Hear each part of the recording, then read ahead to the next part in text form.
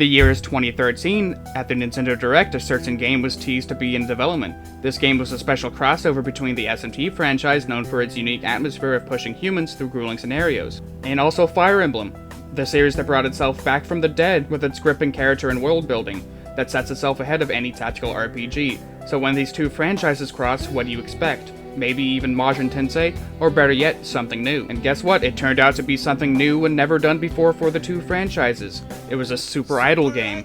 Yeah, what we got was a far cry from something of either of the two franchises, but is it really that bad? Sure, there's quite a few things that keeps it mixed in a review hellhole, but we'll find out if it's actually worthwhile or not. When you start, you obviously get a difficulty option, but then you get a very interesting choice, and that is that if you want to put classes on the main heroine, and they get to ask you if you're a connoisseur of glasses. I myself am. The intro cutscene that plays here is actually a really good song. We're gonna put a little snippet of it right here.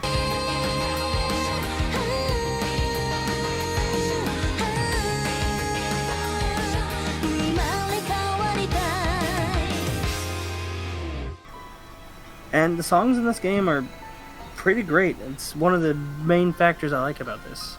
I just wish the rest of the soundtrack in this game was as memorable. It's mid. Soundtrack's mid.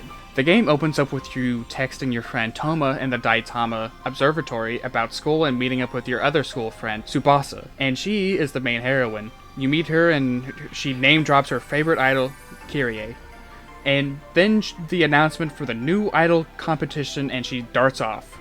She just does that, like, no explanations, like, I need to go somewhere. Well, what's gonna happen?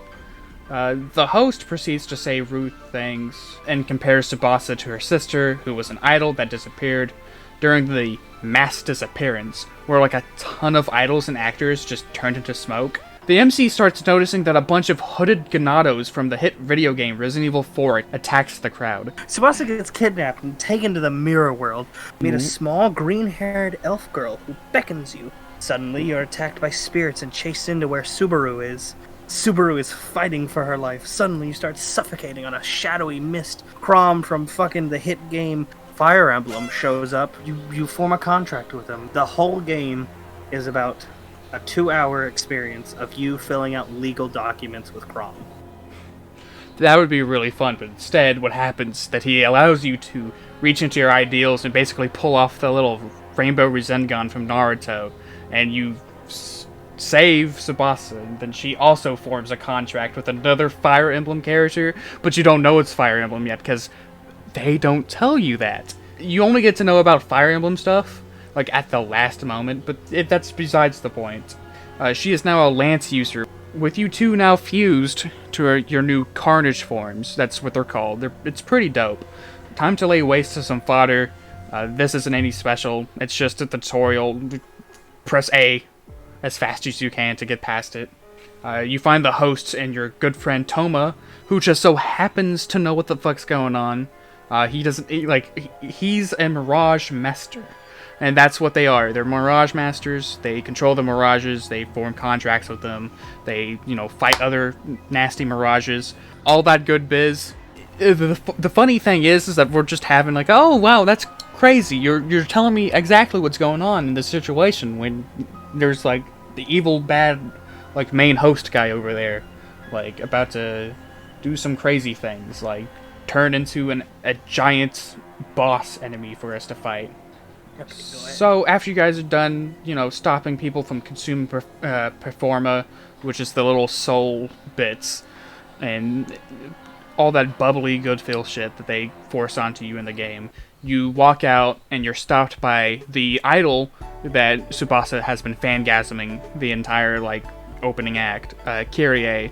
She does not stop doing that. Sadly, that's the only thing she does through the entire game. No matter which interaction, there's not one normal moment. It's always elevate her to a higher position. Oh, Kyrie is on at the podium, even though that she's going to go through the same steps and become an idol herself. It's kind of self-contrived. You walk out and you meet the element Micah. She's the president of this idol company that we've been trying to pronounce for 2 minutes. which becomes your base of operations. We could sum. This is a 12-page script that we wrote. We could sum this game, and nothing happens substantially. Like, there's no threat until chapter 6. I would argue chapter 5 does some 9 things, pages of this. but that means you guys have to miss out on all the cool stuff. Like chapter 1, the sister complex. At Fortuna Entertainment, everyone has a, wow, this place is rad, and then you get more fluff dialogue, which highlights the character personality traits, which is pretty obvious. They're pretty bland. Then you go to the back rooms, and you see the entire place is just Vault 22, but instead of there's a Vocaloid, instead of fucking, like, weird gremlins. But for copyright reasons, they call her the Utaloid. Tiki calls this place the Bloom Palace. Tiki is this little idol spirit thing that's also a mirage. You get to learn more about her backstory and all that by doing her sessions. This area is where you get to upgrade your weapons and skills. You talk to Tiki a lot about what could be the mystery of mirages and other not groundbreaking revelations. Once you upgrade a bit, Maiko assigns you and Tsubasa entertainer lessons, like singing and dancing, because if you develop these skills, you can fight better while also working for the company. Ain't that some skills? Ain't that some great knowledge to know? Next, we go to Shibuya, where there's an accessory shop, an item shop, and the motherfucking He-Ho Mart. Let's fucking go. I've spent thousands of yen there. Thousands upon thousands. Could you imagine just, like... It's unclear if the other workers can see the Black Frost He-Ho Mart girl. I'd just like to imagine that young girl behind the counter is terrified of the man who just walks over to the unattended register, places down a brick of yen, and then just reaches back and grabs something and walks off. You also have to go to the worst fucking place in Shibuya, that being Uzume Studios. Where you meet Barry, the fucking worst character in the history of everything. Like, we don't go... Sucks. Like, we won't go into it now, since he has his entire arc summed up in Chapter 3. Fuck. While you're in the studio, other woman that's not Glasses, and that's not Eleanor that we haven't introduced yet, comes in and gives you tickets to her live concert. I will not refer to anyone by name. At the Shibuya 106 building. You and the gang go there and listen to her song, Reincarnation. 6 out of 10, good song. But suddenly, it becomes the epicenter of a mirage attack, led by one mysterious woman, who's revealed to be Subaru's sister, Aya. We chase after her into the idol sphere, and we do various fun grinding things in completing this dress puzzle where you have to move arms up and down. And eventually, we run into a purple-haired man who... not suspicious at all. He doesn't come back later. He's totally irrelevant. You know, his name is Hatanaka, and yeah, he does like what all Atlus characters who aren't important in the plot wink, and they go, "Wowzer, wow, what's going on? Wow, this is great. TVs? Phantom Thieves. Mirages. In my Minecraft server? Shibuya 106? I was gonna build like a farm here, but have this disaster go about. Let's go ahead and have that go through. You built Auschwitz? In my 106? You built Auschwitz on our Minecraft server? Yeah, you get to the middle section of the dungeon, you get to like the 4th floor, and you get a touching moment between the two sisters, and before she breaks through, the boss Mirage leaves some goons to be a mini-boss. They're not too special, they're just like basic enemies. When you get done with that, you run to the top to save Aya. The Mirage gets pissy, goes and tries to rampage at the bottom. Tsubasa just summons like a multi-winged fucking Pegasus out of nowhere. I don't know what activated that, but that's a pretty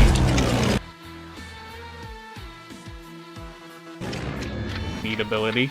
And they do this a lot in the game, where you stop all your fucking progress, and then you go back to the Fortuna, and you go, huh, wow, look at that. Ooh, wow, we just had a moment. We just had a realization. We just had our performer just awakened.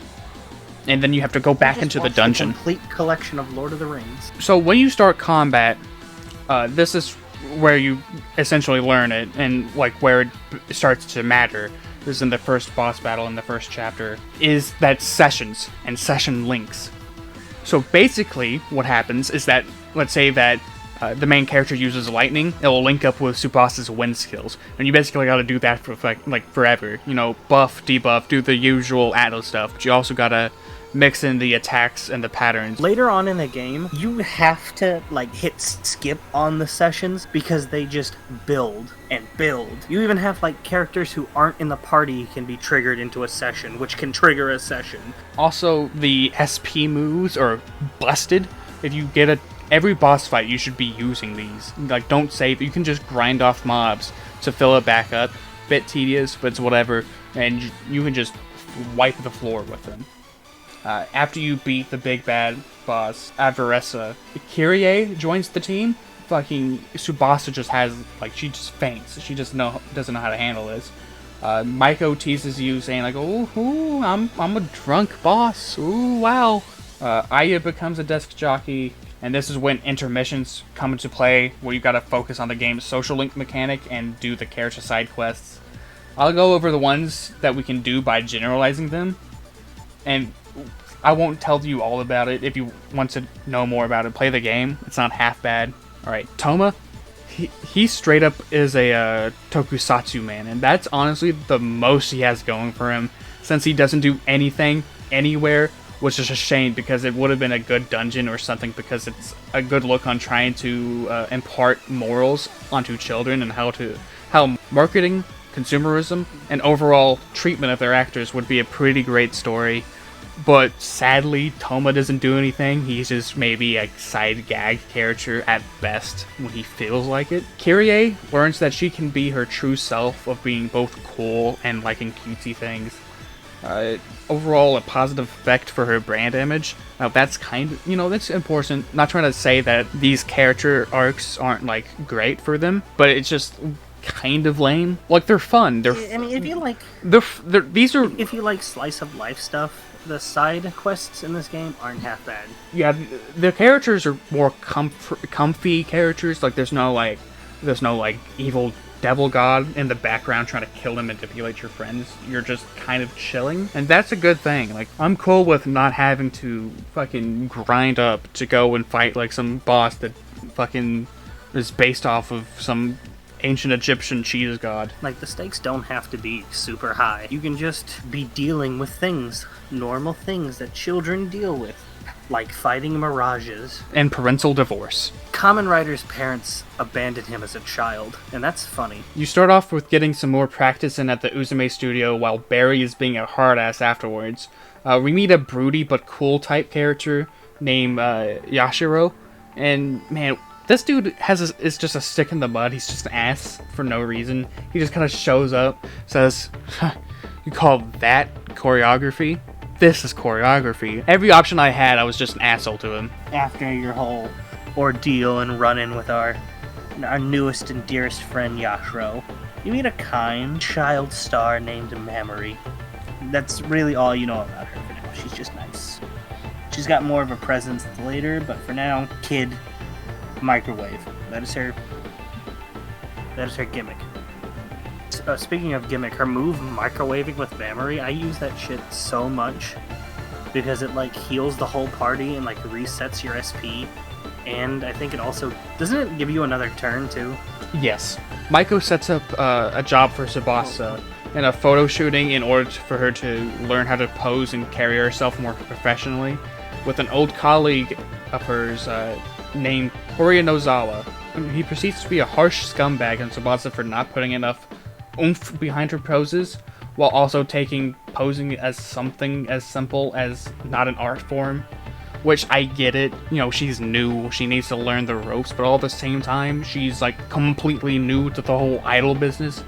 Like, they do this constantly, where they throw her into like a new position, and then when she doesn't get it on the first day, they're like, "Are these new kids? They don't know a dang thing about posing or acting or singing," and it's like, they just got here. But basically, these guys are on the verge of collapse because I guess they're just not satisfied with what they do. And so there is a mirage meltdown. The idol sphere forms out of thin air. It also helps to know they kidnapped your boss. Yes, Maiko is now in the idol sphere. You have to go save her. Okay, Chapter 2. It's a fun little dungeon. See, this little gimmick It's the start of just a teleport maze. You need to avoid walking in front of cameras. Walk in front of it, cha-ching, you're zapped back. Very, very creative.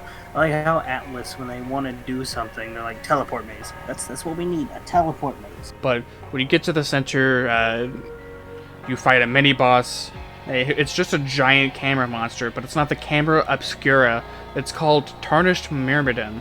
It has some extras around him, where you can use the boss's SP skill to attack them, whittle them down. The second half of the dungeon has like photos of your boss in like from the old photo swimsuit photo log, where she used to be a model for Horinozawa. You could say he's Horinozawa for her. You end up confronting the cameraman, and he tells you guys, yeah, you still don't got it. So you have to go back, look through some old photo albums, and then wow, I get it. I should actually put some meaning behind my poses, like I was told to do. When you go back to prove yourself, you have to fight the Mirage boss, Gangrel. And Gangrel, this fight is just a check to see if you have multi-targeted moves, because he is kind of an ass. The game has a random spike with a difficulty curve.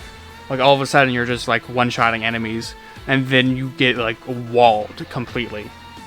Gangrel does some interesting things. He has this little strobe pulse where he seals your mirages, which kind of neat thing to throw a curveball. You can't use your main superpower.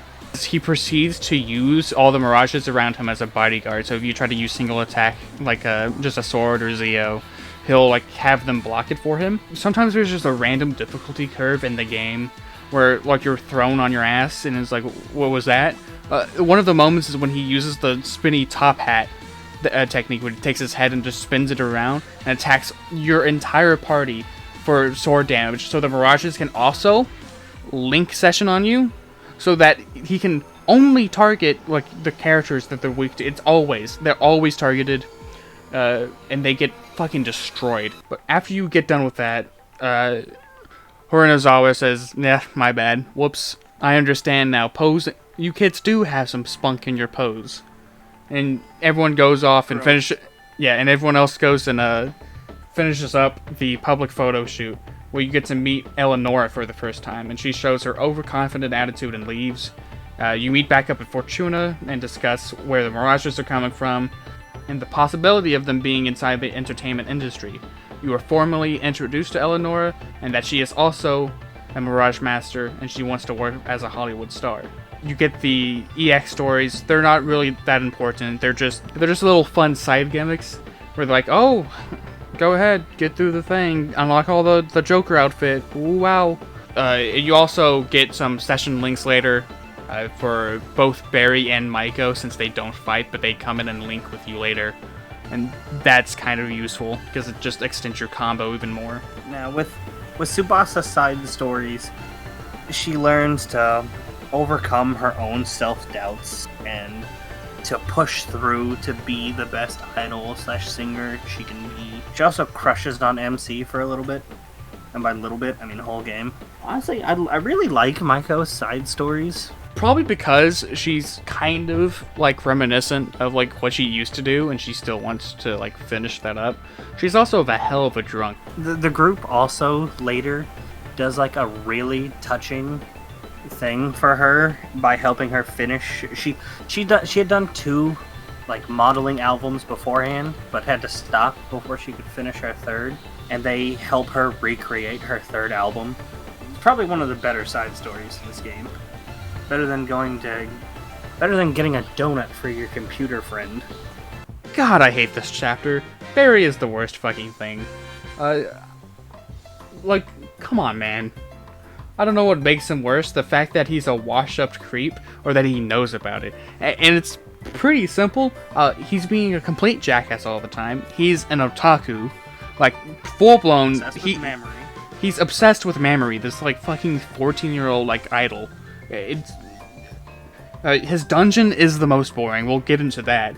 And he puts others in danger fucking constantly. But we're moving on from Barry.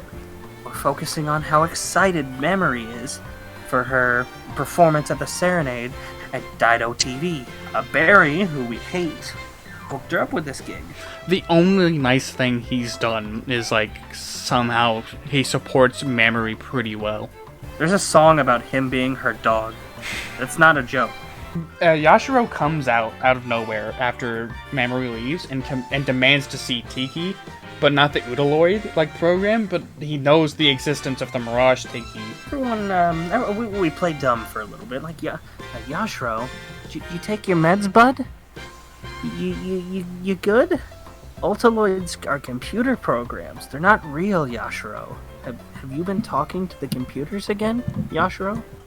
So he passes by the gang in Fortuna, and he goes into the Bloom Palace where he demands that if Tiki remembers him, that he needs to let him know. And this freaks her out since she has no idea who the fuck he is because she doesn't have her memories, which is also convenient. We kindly tell him that he has to go now. But during these events, he challenges you to test your mettle.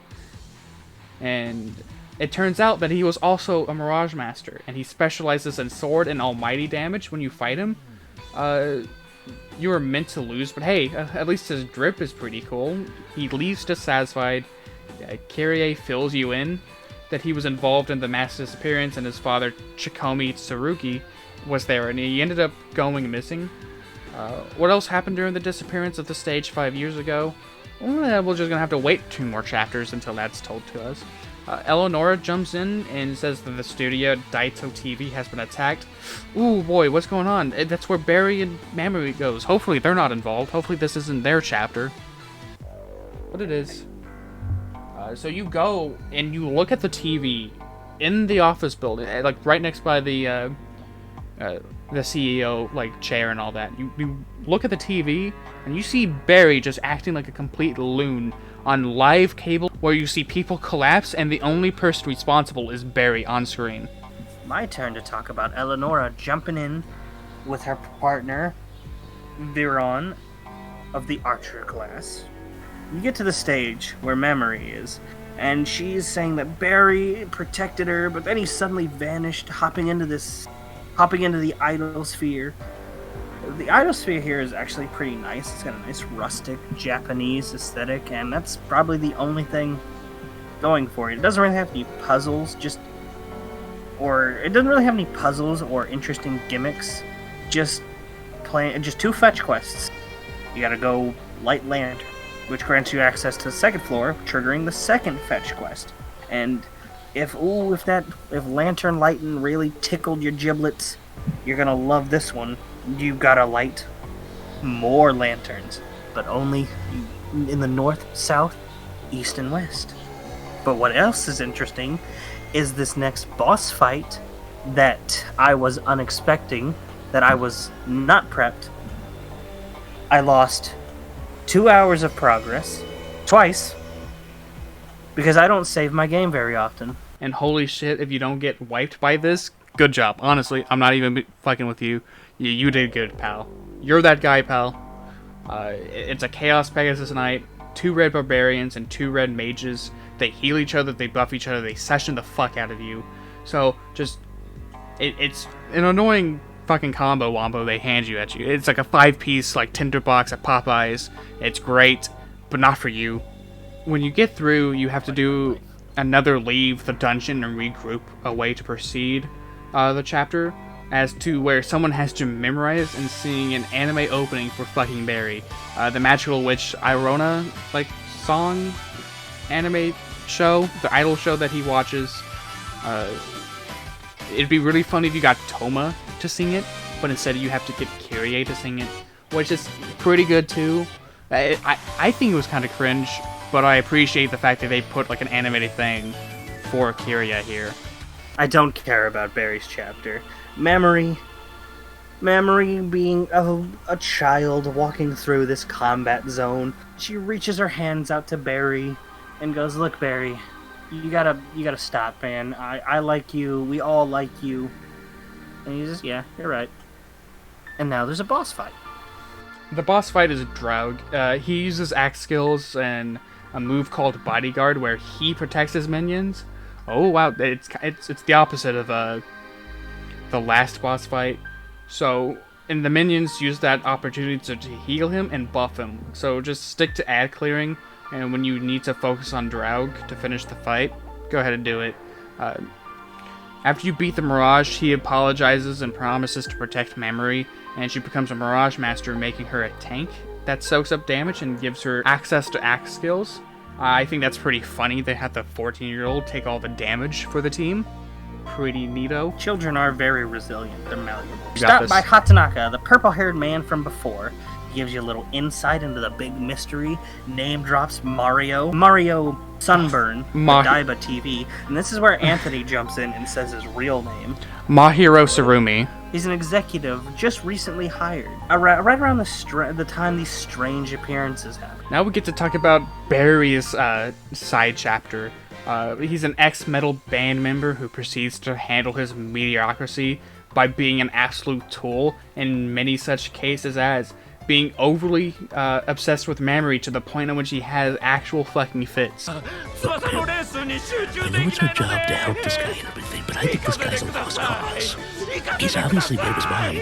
Why don't we just cut our losses and get out of here? He gives directionless orders to his students, and somehow they learn what they really need, even though he doesn't really do anything. Going to an active danger zone because he isn't getting enough attention, and proceeds to have his close friends, quotation marks, believe that he has just died, for him to say, well, I escaped, I was a coward, I didn't learn anything. If anything, I'm even more of a creep for dressing up as a dog. But you know what? At least I get to give you guys a nice skill of, like, running away. Eleonora, I like her. I like her side quest. It's simple. There's nothing crazy going on with her. She just thinks that, you know, she's not too sure if she wants to go to Hollywood or not, because that's a big change in what she's doing now, even though that is her dream. So you give her a little push. She romantically falls in love with you. It should have been me, not him! It's not fair! Kind of cliche. Main character, kind of an idiot. But I also like with her quest, with her final side story arc, she retakes you through the things you did on the first one and quizzes you. Memory is meh, I guess. Taking back control and how she wants to be presented is pretty good. Not a lot of... It's a pretty nice segment of how they kind of use child actors, and they're just kind of like, yeah, we're gonna just give you... We're gonna go ahead and just dump, like, an actual, like, full-time, like, double workload on, like, a 14-year-old.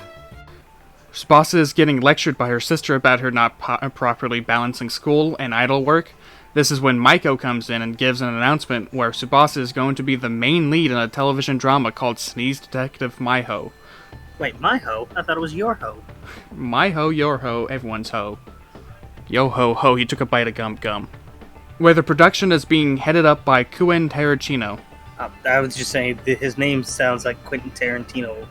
That's probably the joke. This is at the Daiba TV station. When we get there, we encounter once again Yashiro. Wow, he is showing up everywhere, probably because he's an idol and actor. He explains to you that even if you are an extra, you have to at least memorize your lines, so that you can fulfill your duty and be a replacement when you need to be. So you get kind of like a lecture. It's like, fucking go ahead, you get ready for your job. It's gonna be the only thing that you're gonna be known for. Half of Yashiro's role is lecturing. That's all he does. Sneeze Detective Maiho is just a reference to Launch from Dragon Ball.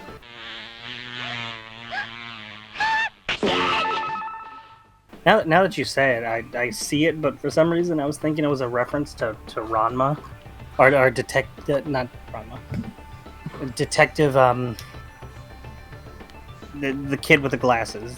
Detective Conan. Oh, Detective Conan, how, like, he just is an adult and, like, fucking 10 at the same time.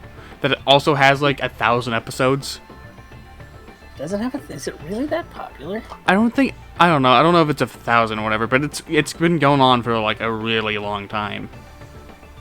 It's no Hajime no Ippo. Fuck, I love Hajime no Ippo.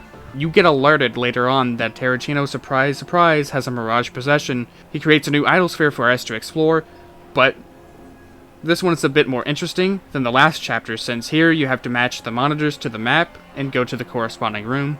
It's so good, in fact, that they reuse this map on 2 separate occasions. And I hate it. The second time they reuse it, it's a stupid teleport maze. Well, it already is a teleport maze, but the second time, it's with numbers. You have to go into a sequence. And I never bothered to memorize it, so I just brute forced my way through. When you get through the first puzzle, Terracino gives Tsubasa a lesson and asks for an action scene rehearsal, where he summons 3 biomasses. You get, Toma to, basically walk up to them, but that doesn't really matter, so you're launched into a fight anyway. And the only gimmick that the biomasses have is that they're weak to fire and lightning, and then you have to defeat them all at the same time. After the defeat of the biomasses, you chase after Quentin. I'm gonna call him Quentin. You chase after him into a room with LCD panels, reminiscent of the Nickelodeon slime puzzle. Make sure not to step on any danger panels and to switch the board around. You get to the room marked 1. Quentin scolds Subaru some more and takes her sister as a hostage. This is another fun little bit where we have to backtrack to the office and look at a picture book for 10 minutes to really get inspired and have a nice little acting scene. And after that little acting scene, turns out it wasn't even her sister. We beat up the mirages and see that Quentin has run into another room marked 2. Past those doors, we get a cutscene where Tarantino here realizes that the new generation can work hard to achieve pretty stellar acting. We cut through his performer link and separate glamorous machine Excelsius to fight. Before we do, Yashiro makes a comeback and sides with the Mirage to test our worth. The Excelsius Yashiro fight is too hard. The later phase, I ended up dying to because it caught me off guard when he started hitting out ultimate attacks. When he started dealing only ultimate attacks. But he cycles through... Atlus cycles through 3 phases. Red, green, blue. Red's weak to ice and axe. Green, lightning. Blue, sword, lance, and fire. And when he's low on health, goes to brown, where he starts spamming almighty skills. Make sure you got plenty of magic mirrors. That's what I didn't do the first time. No, he doesn't spam almighty skills. The Moss skills, like the Mabufudyne, Maragidyne, and Maziodyne and all that. He does have an almighty attacks. The show must go on. He where fucking spammed that on me. Yeah. Bring magic mirrors to reflect the high damaging spells that hit your entire party. And Yashiro is just there for the session skills and the counter for physical damage. So just ignore him. He's not even really there. I didn't target Yashiro at all during the fight. But once you get through that stuff, it shouldn't be too bad. And then you get a little nice cutscene. After you beat the boss, you pick up a strange crimson rock called a Dragonstone.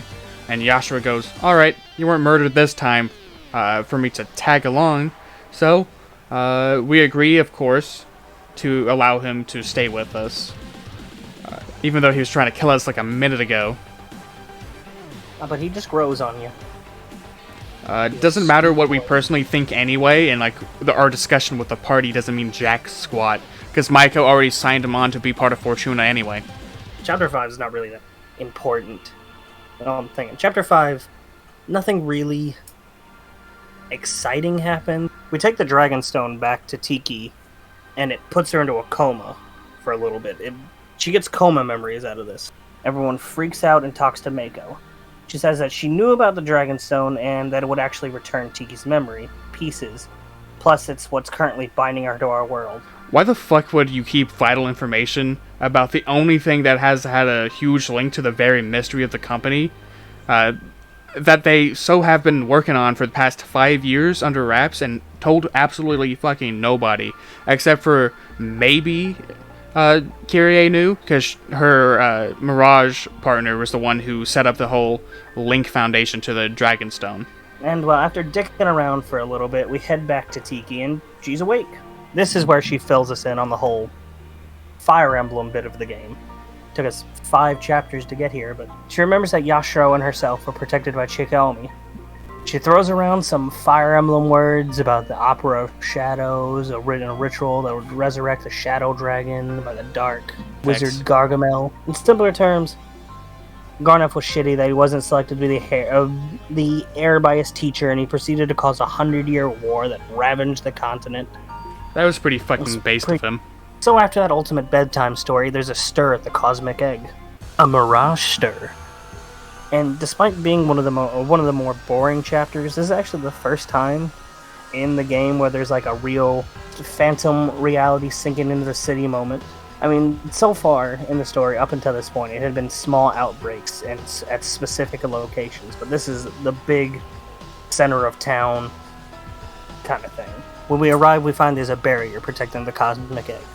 The sources of Performer are coming from 2 different locations, the Shibuya 106 building and Daido TV, where we were at from Chapter 3, where it turns out there was a secret path that had been blocked.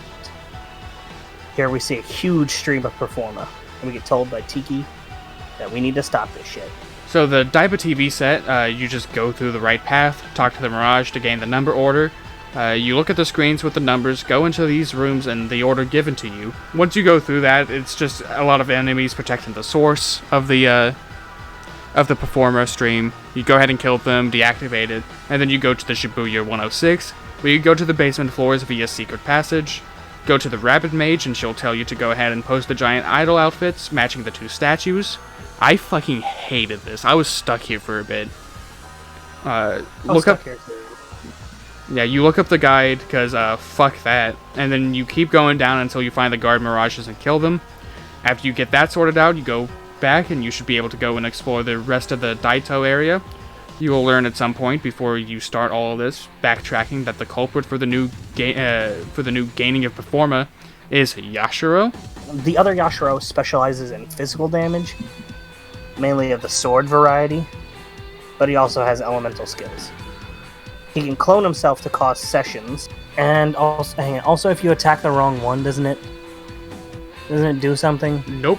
They have different resistances. The clones just soak up extra damage for him. After you defeat him, you and Yashiro have a bro moment. Where he goes like, "Thanks, I knew that you knew that I handled this," and it's like, "That's great, Yashiro. I'm happy for you." When you go back to Tiki, where she tells you that Garnef is calling out for her from the Cosmic Egg, so let's head out there to the gate and see what's going on. And oh my god, who would have guessed? It's Hatanaka, the mysterious man who's been through the entire game with you. He says that he sided with Garnef in order to destroy Japan for the ultimate stage play, and he also is using Chikomi's Performa to create a really good barrier. Yashiro's a bit of a grumpy boy that he's been stuck in his daddy's shadow this whole time. We, as the main character, reassure him that, you can do it, bud. And that pep talk's all it takes for Yasi boy to find the inner courage to take back his daddy's Performa. Hatanaka says, "Damn, we kind of probably needed that. That might have helped." And then he proceeds to leave Garnef to finish the Opera Shadows, but he'll leave some goons to fight you. I died here. This was mini-bosses once again just fucking kicking my dick in. Really? Maybe it's because at this point I over-leveled. We'll get to that later. We'll get to me over-leveling in the next chapter, but I way over-leveled. Real quick, I want to say, what a fucking based motive, my man. Like, we explained to him, you're going to kill everyone in Japan. Why are you doing this? And he's like, it's gonna be the fucking greatest stage play ever. I mean, is it gonna affect the whole world, or is it just... Yes, it's gonna affect the whole world. It's gonna drain, like, fucking everything, and people are gonna... Like, it wouldn't just affect just Japan, it'll just affect like, neighboring countries as well. Like, this is just... You can't just unleash, like, fucking mystery demons from, like, another dimension. You can. Just, you fucking... My man, all for the commitment. He did it for the clout. A Chad move right there. Hatanaka's a fucking clout chaser. Clout. Why'd you destroy the world?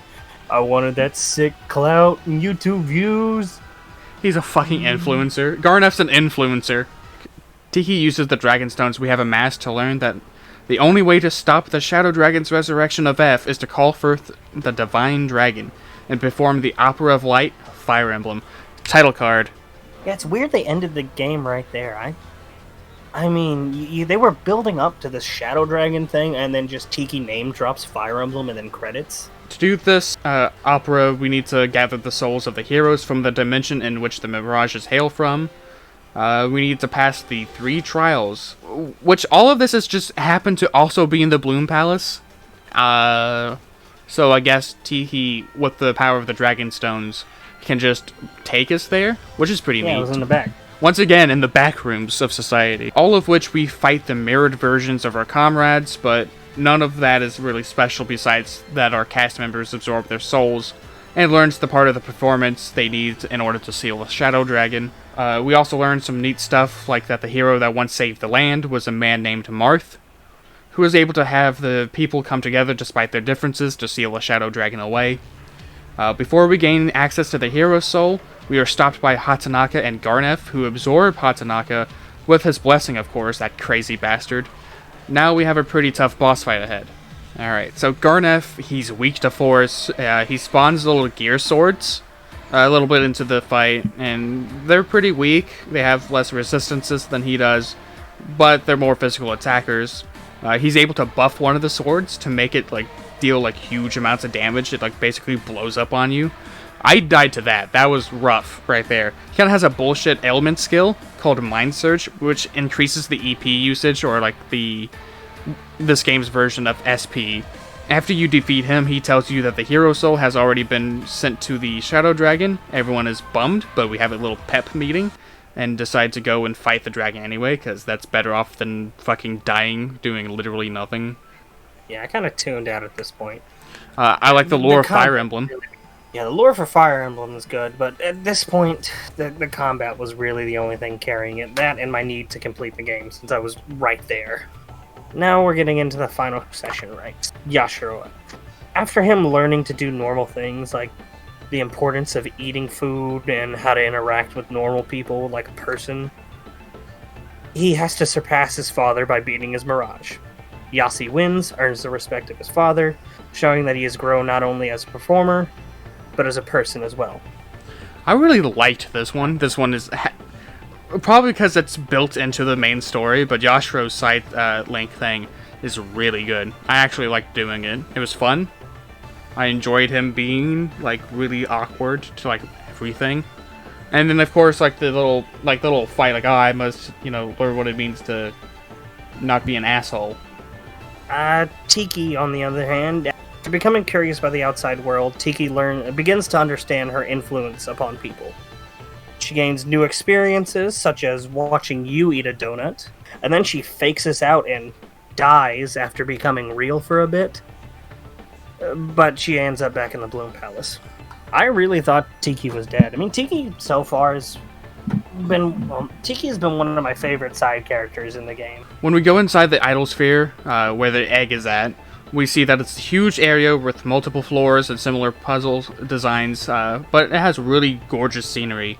I'll just go over the purpose of the puzzles to see if you're ready to fight the final boss, and the game is having to throw at you previous bosses in the boss rush fashion, which isn't anything interesting. I fucking hate boss rushes. It's well, I mean, we need to pad out the game time, so let's go ahead and have you fight all the things you've already fought. On the first floor, the puzzles are pretty simple. You take the cubes from Bendigo. What do you mean? Where are we going? Woody, we're gonna go get me cube. We've gotta go to Bendigo to get me green cube. We're gonna go to Bendigo, Morty. When you set the rest to a favorable position, you need the float orb in order to get to the elevator. On the second floor, same as the previous one, but now there's just one-way paths, and it's just a little bit more complicated. Third one is a random teleport maze in which you chase a Mirage around, so pay attention where he leads you, because he fucking stole the float stone, and you need that. You need to take a no-way ride onto the cubes until you get to a portal, and you get yourself to a middle statue where it speaks to you and tells you to go to the other statues in the area, the left and the right. And that's just it's not it's just to check your characters or whatever. It doesn't really fucking matter. They just go, oh yeah, you got some singers in your group. Yeah, they do like to sing. And then you go to the other ones you got some stellar actors. You guys really know how to act and perform. It's so fucking stupid. When you get to the orb in the sky, you can talk to Chrom. Chrom says this is the final boss, and we should be ready. So, save up, pick your party. Oh, that doesn't really matter as much. You can cycle through whoever you want. Make sure you got enough items. The last orb is just one giant stage and the podiums for the characters to stand upon. The Shadow Dragon shows up, and by golly, straight up murks your ass like Frieza. And you're like, get wrecked, nerd. Go play a real game like Gex. As everyone cries over your corpse.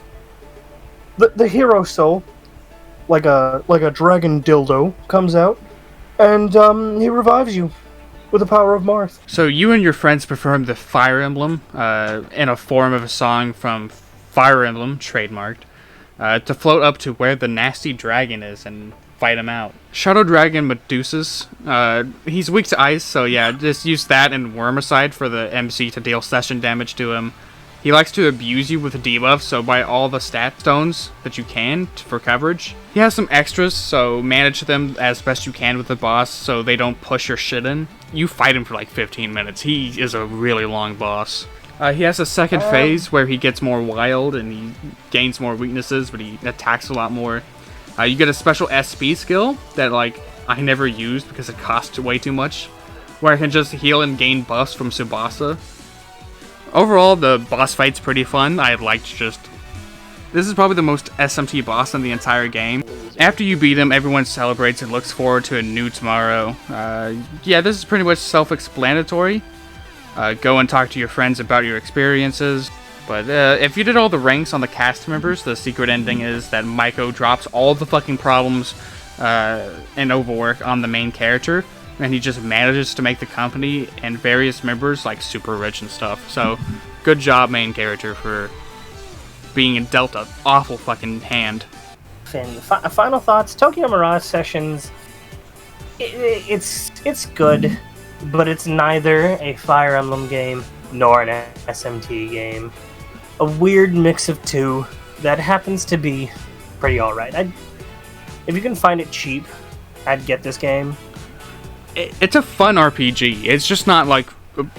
It's kind of bog standard, but it's not awful.